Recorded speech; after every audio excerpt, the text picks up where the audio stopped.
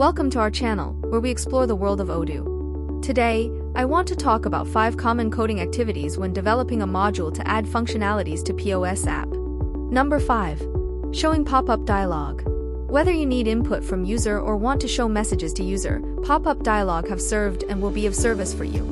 The easiest method to show a pop-up dialog is to use existing template and then call the pop-up service to show it. Number 4. Option for your users. Having options is good.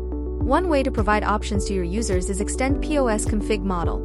The codes shown on your screen is taken from the tutorial from this channel. It adds configuration option to enable or disable the order note feature. Number 3. Adding buttons. Buttons are always the preferred way to trigger a process in a POS app, because buttons are there on the screen, ready to be clicked. To add a button on the product screen, the button component must be registered with add control button method of product screen object. Number 2. Load more models.